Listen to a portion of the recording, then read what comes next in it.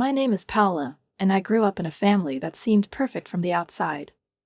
Our home, a true palace in a wealthy neighborhood, towered over other buildings, shining with white columns and massive windows that concealed our life, beautiful as if painted but just as fragile. We had a pool that sparkled under the sun and a three-car garage my father built with his own hands when his company, started from scratch, grew into a successful enterprise bringing in incredible profits. My father, a man of firm character and unquestionable authority, embodied success, while my mother, Celia, like a diamond in an expensive setting, made it her mission to show the world how wealthy we were. Every morning began with her complaints about needing another piece of jewelry or a fashionable accessory. "Darling, I simply must have that new Gucci bag. Everyone at the country club has it, and I'll look like I'm stuck in last season again," she would say more often than "good morning." My father would silently pull out his credit card and hand it to her without asking questions. She had never worked a day in her life, but she had an extraordinary talent for spending money. Each month, our home saw new designer clothes, whimsical jewelry, luxurious spa treatments, and photos from exotic resorts that my mother posted on social media, sparking envy among her friends. And me? I spent most of my time with an endless rotation of nannies. It seemed my mother was searching for the perfect one, but none met her standards. Some stayed for a month, others left after a week. One nanny I remember was Miss Sarah. She was different from the others.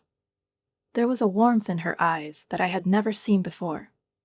She helped me with my homework, read bedtime stories, and even taught me how to bake cookies one day. That was one of the few memories that warmed my heart. But she didn't last long, either.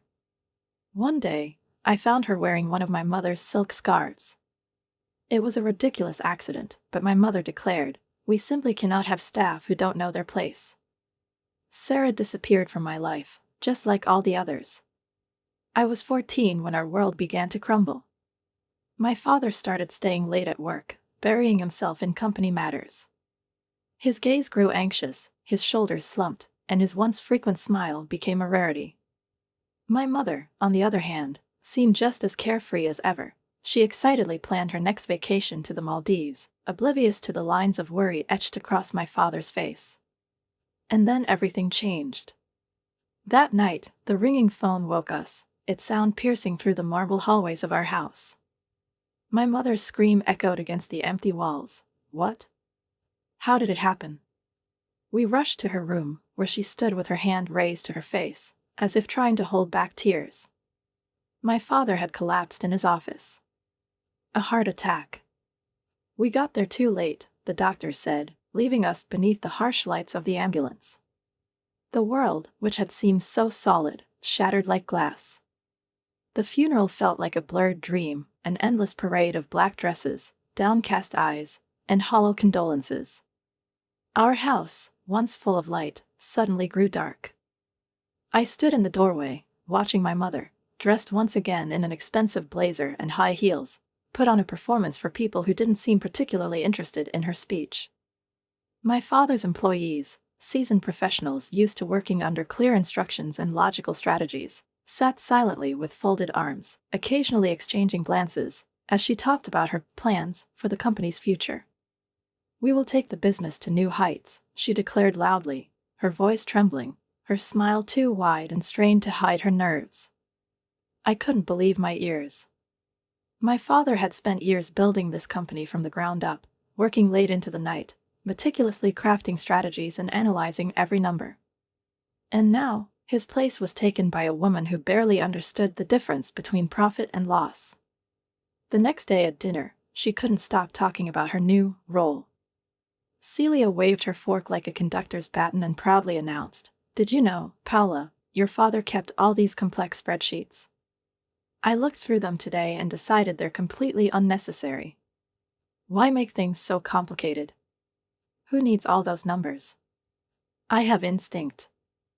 Her overconfidence was almost unbearable. I tried to be tactful, suppressing my irritation. "Maybe you should hire someone experienced to help with management," I cautiously suggested, hoping she would at least consider it. But my mother dismissively waved her hand. "Don't be silly, darling. I'm doing just fine. You should have heard how impressed everyone was with my natural business acumen today.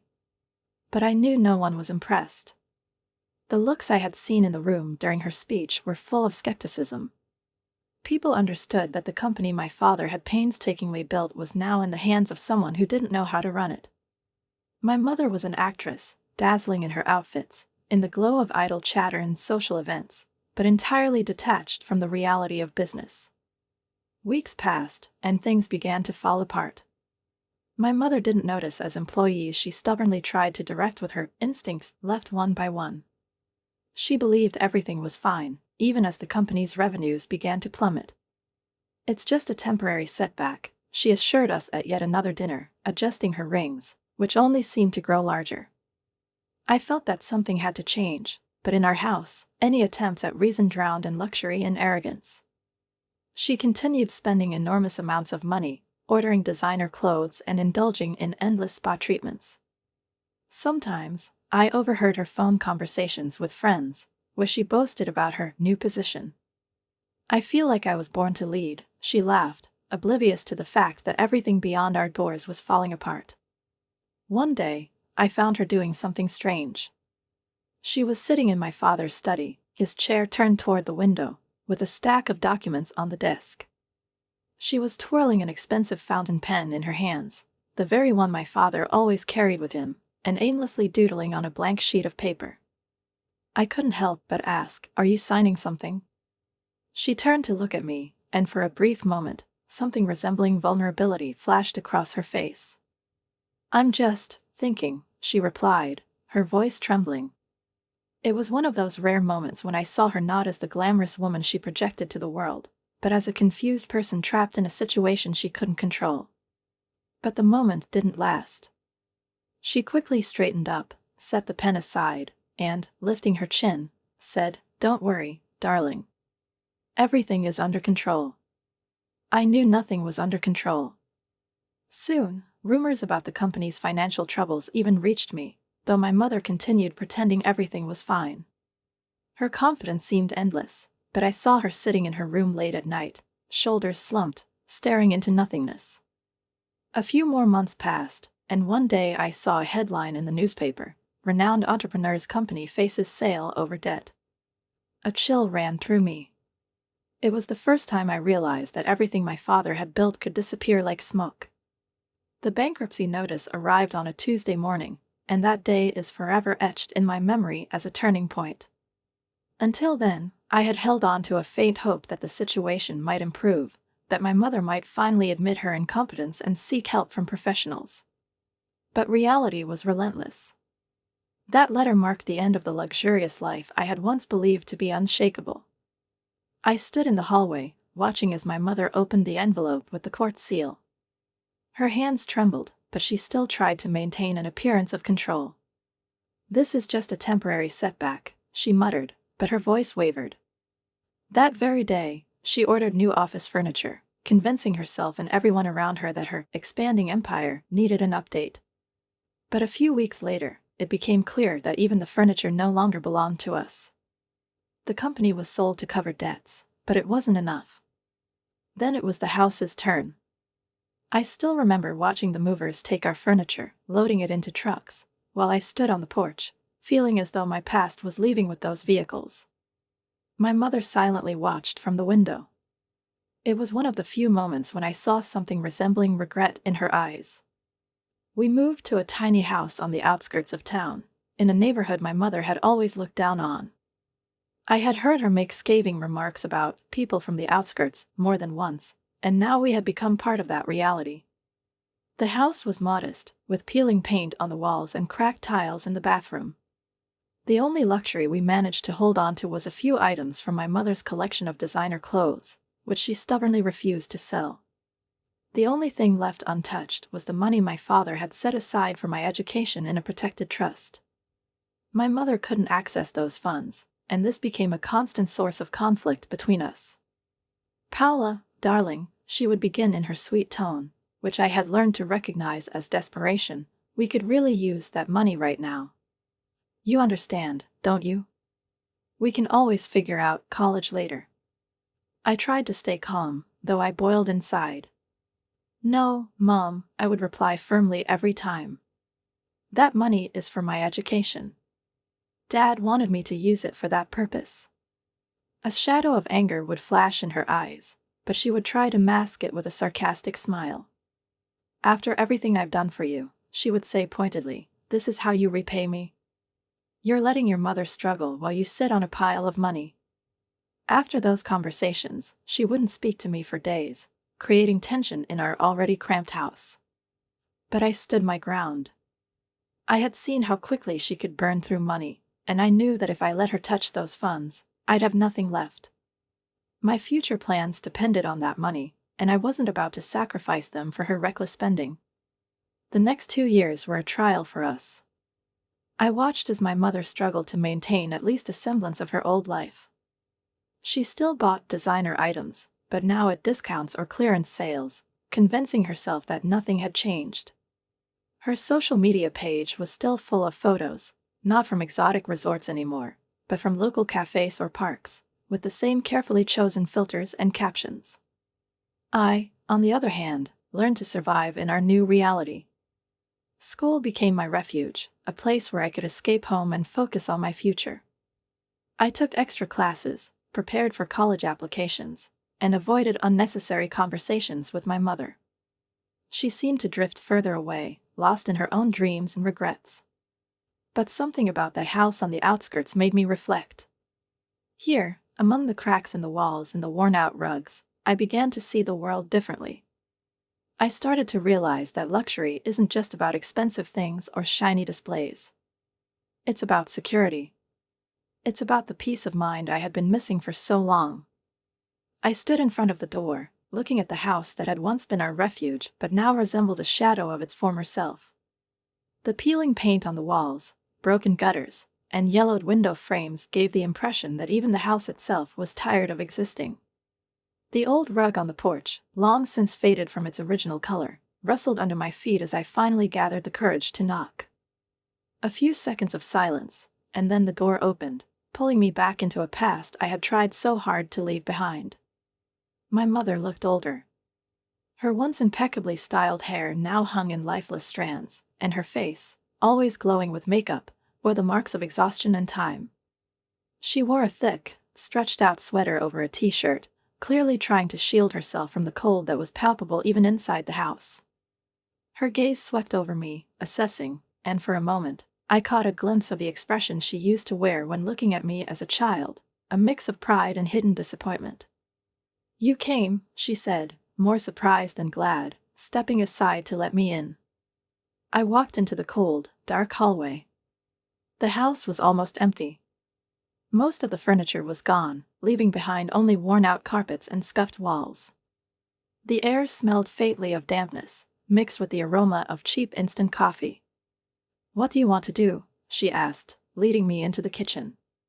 Her voice sounded tired, but there was still a trace of her usual pride. I could tell her inner dialogue still revolved around the idea that she had survived even in these conditions. The kitchen was no better. The old dining table, covered in scratches and stains, stood slightly tilted. On the stove, some kind of soup simmered, emitting a faint, barely detectable aroma. I noticed how quickly she moved a cracked glass and a crumpled napkin to the side, as if afraid I might judge her for it. "I'm here to help, Mom," I finally said. Her eyes narrowed slightly, as if she was trying to decipher what lay behind my words. "Help? You have your own life now. You don't need to worry about me," she replied defensively, though her voice carried a weakness she tried to hide. I took a deep breath and, ignoring her protests, pulled documents and printouts from my bag. It was a plan to help her regain at least a piece of her former life. I had gathered all my savings, down to the last penny, to give her a chance to start over. I knew money wouldn't fix her mistakes or bring back what was lost, but it could at least offer her a basic level of comfort. She looked at me, then at the papers, and something in her expression shifted. "I don't need charity," she said, but her voice sounded uncertain. "This isn't charity, Mom. It's a chance. You've always said you know how to start from scratch. Well, now's the time to prove it." She looked out the window, where heavy gray clouds hung low in the sky. I couldn't tell what she was thinking. Her pride had always been both her greatest strength and her greatest weakness. She took a step toward the table and carefully ran her finger along the edge of the document, as if afraid it might burn her. "Why are you doing this?" she finally asked, her voice hoarse, as if the words had caught in her throat. "Because, despite everything, you're my mother," I replied. The words didn't come easily, but I knew they were true. No matter how difficult our past had been or how much resentment had built up between us, I couldn't just leave her in this house, crumbling along with her life. She didn't answer, but I saw her shoulders drop slightly, as if she had let go of a weight she'd been carrying for years. We sat at the old table in silence, accompanied only by the sound of the soup boiling on the stove. For the first time in a long while, the silence between us didn't feel hostile. I understood that this was just the beginning. Helping my mother meant not only giving her money but also helping her find the strength to believe in herself again. It would be a long road, but in that moment, I felt ready to take the first step. We sat at one of those cozy wooden tables at Luigi's, surrounded by the gentle hum of conversation and the clinking of dishes. Candles stuck in wine bottles cast flickering light over the checkered tablecloth, creating an atmosphere of warmth and comfort. My mother was glowing, her eyes shining with a pride I hadn't seen since childhood. Paula just landed the Anderson account, the biggest client in her firm's history, she announced to Aunt Beatrice, her voice louder than usual and full of genuine excitement. "My daughter is a force to be reckoned with in business. She takes after her father." She smiled, and this time, her words didn't feel like a vain declaration or an attempt to impress others. They carried sincere joy for me. A warmth spread through my chest. This moment was important for both of us. As a child, my mother had always found ways to use me as an accessory, another touch of perfection in the picture of her life. But now her words felt different. They were honest, without pretense, and for the first time in a long while, I felt that she was proud of me for who I had become, not for how I had made her life look better. From that evening on, our family dinners became something of a tradition. My mother would call every few weeks, suggesting a new place she'd heard about. These restaurants were always modest, places with good food but no pretension. She seemed to understand the unspoken line between comfort and excess and no longer tried to cross it. Sometimes, it was just the two of us at dinner. During those times, conversations flowed slowly but sincerely. We talked about everything: work, current events, movies, and books. But more often, she invited others, relatives or old friends, Aunt Beatrice, Uncle Johnny, or her friend Martha. These small gatherings were always filled with people who appreciated the company, free of pretense or tension. One day, when we gathered in a small Greek restaurant, my mother invited several people at once. Around the long, solid wooden table, waiters bustled about, placing steaming gyros, plates of olives, and slices of fresh bread. My mother started talking about my job again, her voice filled with pride as she described how I handled large projects and how much my superiors valued my ideas. "Paula is simply incredible," she said, looking up at me. "I don't know how you do it." For the first time, I noticed not just admiration in her voice, but also a hint of regret, as if she was trying to understand how I had grown into someone so independent and strong despite our difficult past. But the most surprising thing was that these family dinners began to change her as well. My mother, who had always seemed detached from reality, started finding joy in small things: a conversation with her sister, a good dessert, or even the simple evening air during a walk after dinner. She laughed more often, her face lit up, and her usual pretentious mannerisms gave way to something more genuine. There was one evening when it was just the two of us. After dinner, we decided to take a walk along the street. The lights from small shops across the road shimmered in the warm dusk. Suddenly, she stopped and looked at me as if she wanted to say something important. "Paula," she said softly, "I know I've made many mistakes. I wasn't always a good mother to you, but I want you to know how proud I am of you. You've changed so much. You've become the kind of person I wish I could have been." Her words caught me off guard. I stopped, unsure of how to respond. The mother I knew rarely admitted anything, let alone her weaknesses. But in that moment, she didn't look like the woman I remembered from the past. She looked like someone who had finally found the courage to be honest. We stood there, in the middle of the quiet street, under the glow of a street lamp. And in that moment, I realized that our journey, with its sharp edges and rough patches, had somehow brought us to a place where we could start over. Not from a picture-perfect life, but from something real. My first business trip to New York became an event we would remember for a long time.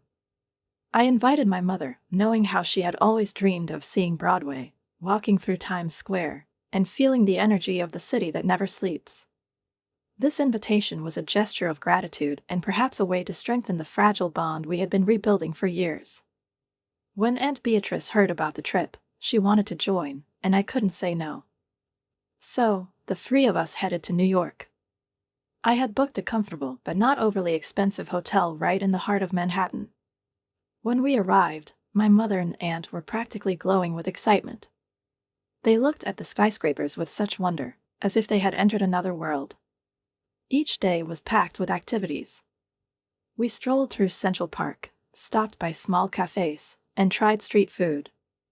My mother was thrilled by the simple pleasures she had once overlooked. Her favorite spot unexpectedly became a bookstore in Union Square, where she spent half a day browsing through books and postcards. "Everything here feels so real," she told me one day, and her words stayed with me. Broadway was the highlight of the trip. I bought tickets to the Phantom of the Opera, and their reactions exceeded all my expectations.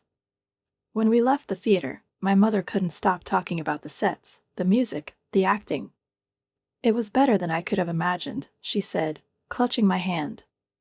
Aunt Beatrice chimed in, and I could tell that this moment meant far more to them than just an evening at the theater. It was a memory they would treasure forever. This trip set a new precedent. Soon, every business trip of mine became an opportunity for my mother and sometimes another family member to explore the world. Boston, Chicago, San Francisco, each time, I invited them along.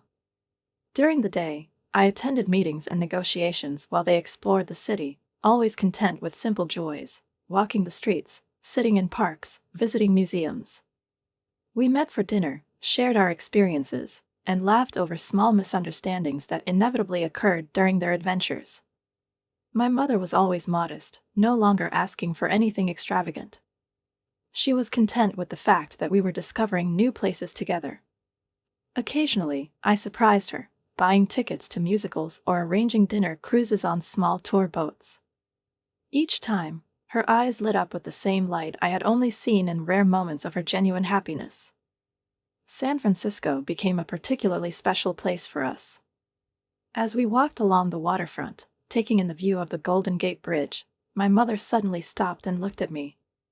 "You know, Paula," she began, "I never thought my life would look like this at your age. You've given me more than I deserve." Her voice faltered, and she turned away, not wanting to show her tears. I didn't know how to respond. Her words struck something deep inside me. I thought about all our conflicts, all the moments when I had wanted to leave and never look back. But now, seeing her changed face and her efforts to be better, I realized it had all been worth it. These trips became our personal tradition. They not only allowed my mother to see the world but also gave us the chance to rebuild our relationship. We no longer argued or tried to prove anything to each other. We simply enjoyed the time we had together. One day, as we were returning from a trip, my mother said, "You've changed my life, Paula." Her voice was quiet, but in it, I heard everything: gratitude, regret, and love. Those words felt like a kind of acknowledgement I had been waiting for my whole life. Meanwhile, my career continued to thrive. I took on increasingly large projects, achieving notable success. Yet, despite my demanding schedule, I always made time for these trips. They became an anchor for me, a reminder of the importance of cherishing simple moments shared with the people who truly matter. That morning, I woke up feeling a slight flutter of excitement. My mother had been so enthusiastic about her upcoming birthday that I almost didn't recognize her. It was nothing like the old days when celebrations were more about appearances than genuine enjoyment. This time, she seemed truly excited, and I couldn't wait to see what she had planned. In the morning, I received a text with the restaurant address. It was a small place tucked away in one of the city's older neighborhoods. I looked it up online, a family-run Italian restaurant known for its coziness and homely atmosphere. The choice surprised me, but I figured my mother might want something simple to focus on the company rather than extravagance. I arrived early to check if everything was in order. The restaurant was exactly as I imagined, a cozy room with low wooden ceilings, sturdy tables covered in red and white checkered tablecloths, and the aroma of fresh pasta wafting through the air. My mother was already there, busy with the final preparations. She wore a simple dress and neat shoes, her hair styled beautifully, and her eyes sparkled with excitement. "Paola, you're early." "I'm just finishing the final touches," she said with a smile. I noticed the waitstaff arranging small vases of flowers on the tables, and in the corner stood several bottles of wine. Everything looked perfect, modest, but done with care. "Did you do all this yourself?" I asked, glancing around the room. She nodded proudly. "Yes. I thought it was time to take the initiative. I arranged everything in advance, even made sure we'd have vegetarian options for Martha." She laughed, and her laughter was light, like a melody I hadn't heard in years. Guests started arriving as the evening drew closer. Aunt Beatrice, Uncle Johnny, Martha, all the familiar faces who had become part of our little family over the years. They greeted my mother warmly, exchanging stories and laughing. I noticed how she spoke animatedly with each person, making an effort to give everyone her attention. It was so unlike her. She rarely stepped out of her comfort zone before, but now she seemed like a true hostess. When the main dish, seafood pasta, was served, my mother stood up and raised her glass. "I want to thank all of you for being here today. This year has been a special one for me. I've learned so much over the past few years, and I've finally come to appreciate not things but moments. Paola, my dear, thank you for never turning away from me. You've taught me to see the beauty in simplicity. Thank you all for your love." Her voice quivered slightly, and I noticed Aunt Beatrice hand her a napkin. My mother's words moved me deeply. It was a confession she had never allowed herself to make before. Everyone at the table clapped, and I felt a warmth spread through me. The celebration continued late into the night. After dinner, we moved to the restaurant's terrace, which overlooked the city lights. My mother sat beside me, silently savoring the moment. "Did I do everything right?" she finally asked, her voice quiet and almost unsure. I looked at her and smiled. "More than right. It was the best birthday you could have planned." She laughed, leaning back in her chair, relaxed. "I never thought I could pull something like this off on my own. I used to always rely on others, or money. But now I understand that I can do anything if I truly want to." That evening became yet another testament to how far we had come. My mother had changed. She was no longer the woman chasing illusions or trying to fill a void with expensive things. Now she found joy in the simple, in family, in real moments that no money could buy. When we returned to the hotel, my mother leaned her head against my shoulder, tired. "Thank you, Paola," she said quietly. "For everything." I didn't say anything, but I knew that day marked the beginning of a new chapter for both of us. My heart was pounding, and I couldn't focus on what was happening. Every word Aunt Beatrice spoke seemed to ring in my ears, bouncing off the gilded walls and crystal chandeliers. "Your generosity tonight is simply extraordinary." Her voice felt like a farce, as if someone had deliberately set me up for this. My mother sat across from me, her face glowing with pride, as though this had all been my idea. I looked at her, trying to understand how she could do this, with such ease, without a second thought, placing the responsibility for this grand celebration squarely on me. The waiters continued darting between the tables, serving an endless parade of dishes, elaborately plated caviar, lobsters, and outrageously expensive Wagyu beef, which I knew for a fact my mother had never even tasted before. On the side tables stood rows of champagne and red wine bottles, each one costing as much as a month's rent. Guests laughed, clinked glasses, and chatted as though it were their own celebration, and no one questioned how this feast was being paid for. My mother leaned across the table and whispered so only I could hear, "Paula, darling, you won't mind taking care of the bill, will you? It's all for the family, for me. It's my birthday, and I'm so proud to share this with our loved ones." Her words hit me harder than I had expected. Inside, I was boiling, but I forced myself to exhale and remain composed. "Mom, do you understand how much all of this costs?" I asked, trying to keep my voice steady, but I could feel it trembling. She pretended not to hear or simply didn't want to answer. Instead, she raised her champagne glass to her lips and took a small sip, as if avoiding my gaze. The conversations around the table continued, but I felt the air around me growing heavier. I picked up my phone and opened the calculator, quickly estimating the cost of the dinner. 8, 9, maybe even $10,000. That number loomed in my mind like a burning brand. I had earned that money by saving for months, skipping vacations, avoiding expensive things, and distancing myself from anything that reminded me of the luxury of my childhood. And now, when I could finally afford to allow myself a little more, it was all supposed to go toward one evening? "Paula, could you pass that plate?" Martha's voice snapped me back to reality. I looked at her, then at the plate of salmon in a sauce that likely cost more than dinner for two at a nice restaurant. Mechanically, I passed it, trying to hide the storm of emotions tearing me apart inside. When dessert was finally served, a ridiculously elaborate dish with dry ice and expensive chocolate, I felt like I couldn't stay silent any longer. My mother was looking at me with an expression of carefree happiness, as though it hadn't even occurred to her that her actions might hurt me. She leaned toward me again and said, "Paula, I knew you'd understand. You always do. You know how important it is to stay dignified. We deserve this, don't we?" And at that moment, I couldn't hold back anymore. "Mom, did you even think for a second that I might not be able to handle this?" I said, my voice rising half a tone louder than I intended. A few people at neighboring tables turned to look, but I didn't care.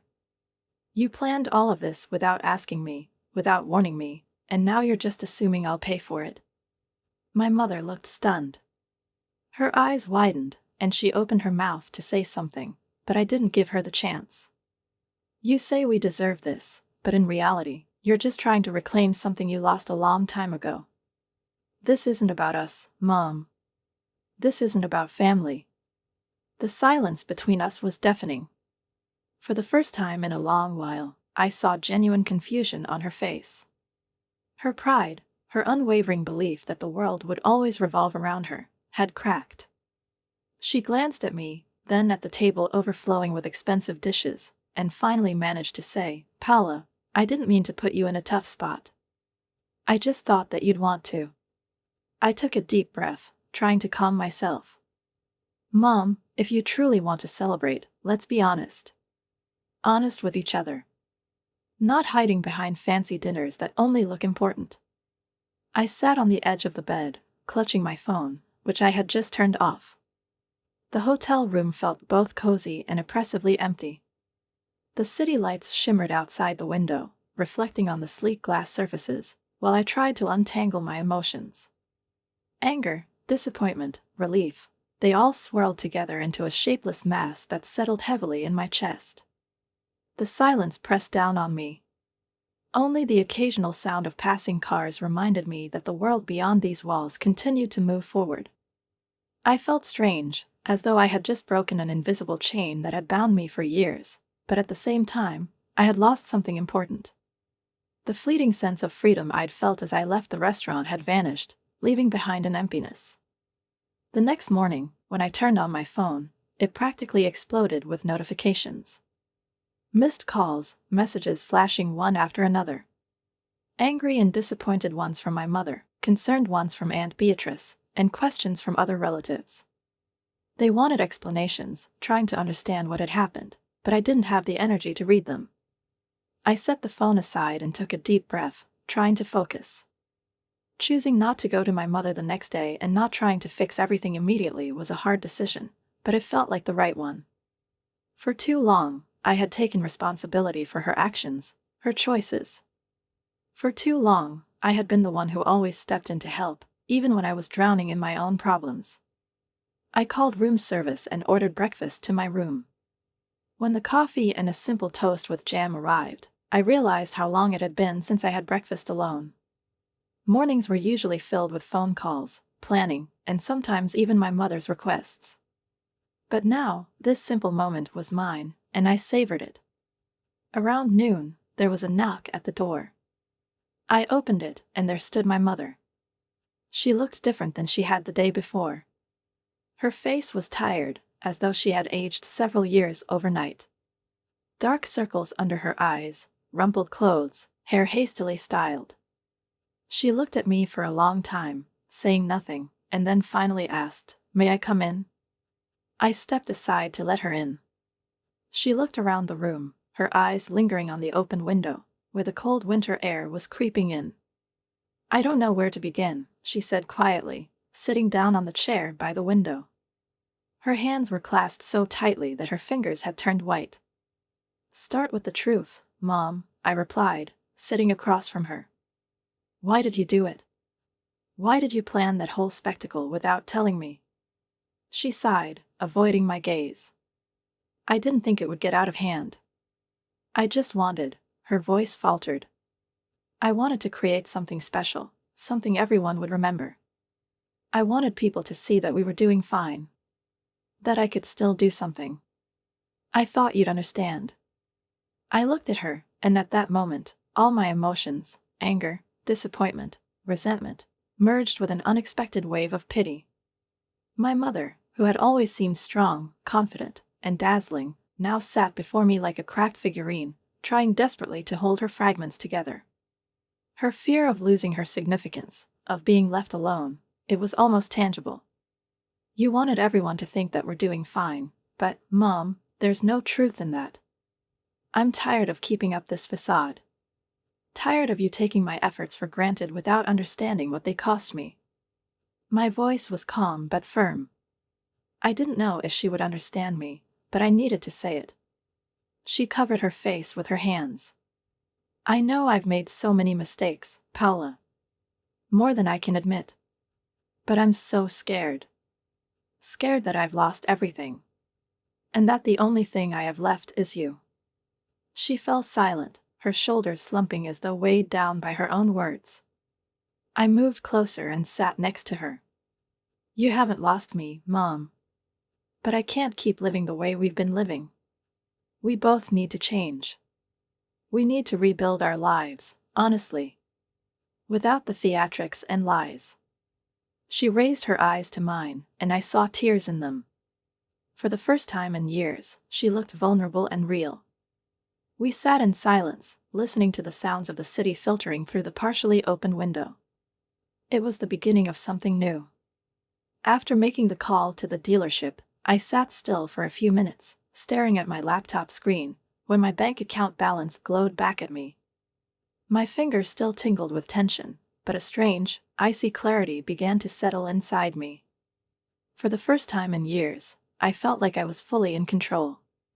It was bitter, painful, but also liberating. I took a deep breath and kept going. I opened the Utilities tab and canceled the credit card I'd been using to pay for my mother's bills. Then I found the documents for the house we had shared after my father's company went bankrupt. I had been financing that house for years, covering all the major expenses. It was time to put an end to it. I picked up my phone and sent a message to the attorney I worked with on my professional projects. "I need to arrange a transfer of obligations on the property. Please call me as soon as possible." There wasn't a shadow of doubt in my actions. This had to be done. I could no longer allow myself to be a victim of her manipulations. A few hours later, there was a knock at my hotel room door. It was a courier with documents for the Lexus. Taking the papers, I reached for my phone again and sent my mother a message. "The car will be picked up in 2 days. I've covered the transportation costs. You can use it for another week until you find something else. Monthly transfers have been suspended. This decision is final. Please don't call me until you're ready to talk like an adult. I knew this wouldn't be easy. Her reaction would be explosive, but I couldn't stay silent any longer. I couldn't continue being the Paula who always came to the rescue, even when her own life was crumbling under the weight of others' expectations. The message was read within a minute. The response came just as quickly, a barrage of anger and accusations, the kind I had grown used to deflecting. "How could you do this to me?" she wrote. "After everything I've done for you." Every word was dripping with blame, but I no longer allowed myself to absorb her guilt. I knew it was just her fear of losing control, of losing me. That evening, for the first time in a long while, I allowed myself to simply relax. I ordered dinner to my room, lit a candle I found on the table, and played an old song I used to listen to in my youth when I dreamed about the future. This moment was mine and mine alone. The next day, while returning from a short walk around the city, I saw a message from Aunt Beatrice. It was different from the others. Instead of reproach, she wrote, "Paula, I understand why you did what you did. It wasn't your responsibility. If you need support, I'm here." Those words felt unexpectedly warm. For the first time in a long time, someone acknowledged my feelings without asking for anything in return. I replied briefly, thanking her, and for the first time in a long time, I felt like I wasn't alone in the world. A few days later, I returned to my small apartment, the place I could now call my fortress. Waiting for me was a stack of mail that had piled up during my absence. Among the bills and advertisements, I found a letter from my mother. A real letter, handwritten. It was so unlike her that I froze, holding the envelope in my hands. Tearing it open, I unfolded the sheet of paper, where her neat handwriting looked less confident than usual. "Paula, I've been thinking a lot about what you said. I'm angry because I know you're right. I've always taken your care for granted because I was afraid of losing you. But now I realize that it's because of that fear that I've been losing you. I don't expect forgiveness. I just want you to know that I still love you. Mom." I read those lines over and over before carefully folding the letter back into the envelope.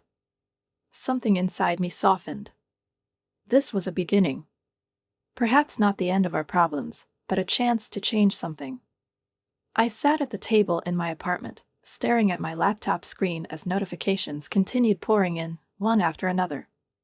The red numbers in the corner grew larger, and the messages and comments became increasingly venomous. Relatives who had enjoyed my support for years were now bombarding me with waves of outrage, as if I had committed some unforgivable crime. "How could you abandon your family? Selfish. Your father would be ashamed of what you've become." I reread these words, and a deep mix of bitterness and resentment grew in my chest. The same people who had once so readily accepted my gifts, trips, and paid bills were now just as quick to write me off. Everything I had done for them over the years no longer mattered. Now I was just the villain, the one who had turned her back on the family. But I no longer let their words cut me the way they once would have. Yes, it hurt, but along with the pain, I felt something else, relief. It was a strange kind of freedom, one I had never allowed myself to feel before. Now I was free from constant pressure, from endless requests and expectations. Free from obligations no one had asked me to take on, but which I had always carried like a weight on my shoulders. My phone vibrated again. Aunt Beatrice's name flashed on the screen. I closed my eyes and took a deep breath. This time, I didn't answer. I knew her call would be no different from her messages, full of accusations and reproach. I was done justifying myself. I closed the laptop, turned off my phone, and headed to the kitchen to make a cup of tea. The silence in the room felt almost tangible, and for the first time in a long while, it didn't suffocate me, it filled me with peace. By evening, as the sun dipped below the horizon, I decided to go outside. The cool evening air wrapped around me as I walked to the nearby park, trying to sort through my thoughts. The soft crunch of leaves underfoot and the distant hum of cars had a calming effect. Among the trees and the nearly empty paths, I finally felt like I could hear myself. You don't have to be what others want you to be, I told myself silently. Those words echoed within me, as if they were the answer to questions I hadn't dared to ask before. My life belongs to me. I have the right to set my own boundaries. I have the right to say no. In the days that followed, the situation with my family only grew worse. The messages came less frequently, but they became more detached, colder. It seemed my relatives now saw me as the enemy. They tried to guilt me, invoking my father's memory, saying how proud or disappointed he would have been. But their words no longer held any power over me. They didn't know what I had endured to reach this point. A week later, just as I was starting to adjust to the new normal, I received another letter from my mother. It was a short note, written in shaky handwriting.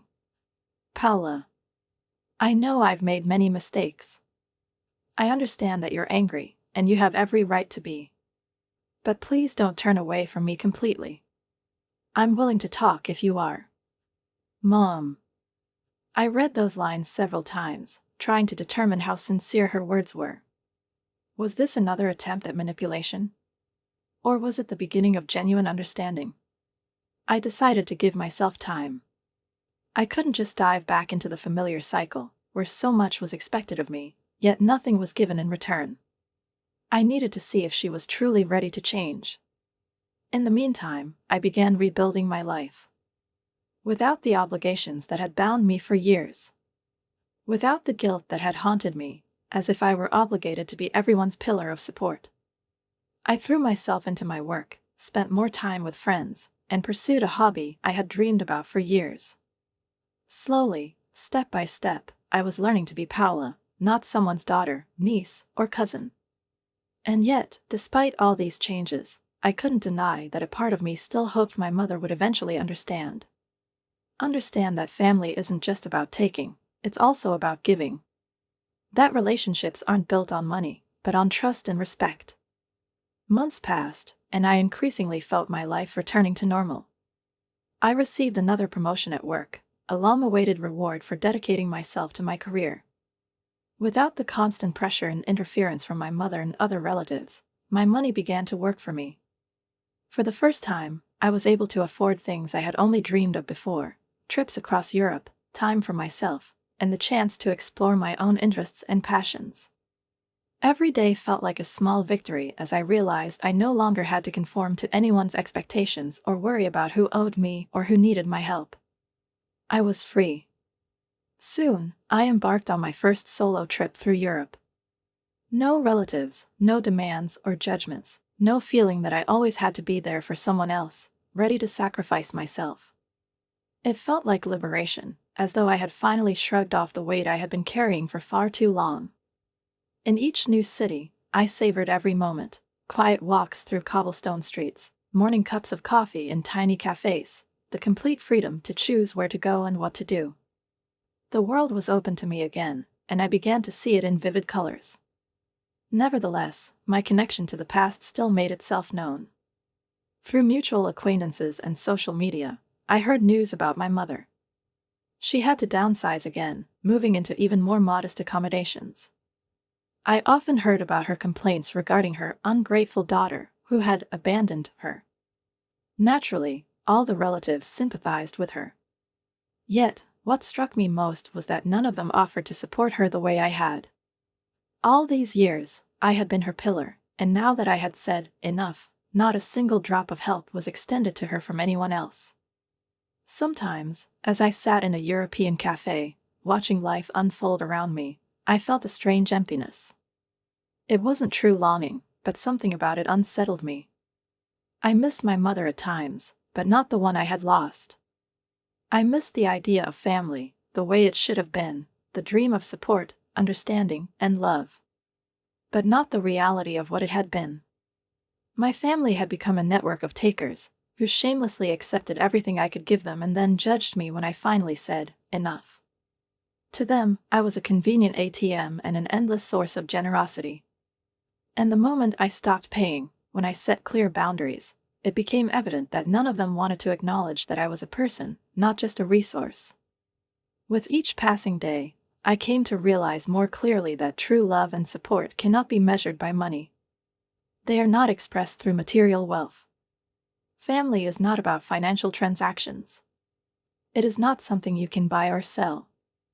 And if my mother ever understands that, if she truly recognizes the pain she has caused me, if she offers a sincere apology, not one laced with excuses or demands, but one that shows genuine understanding of her mistakes, then, perhaps, I might be open to rebuilding some kind of relationship.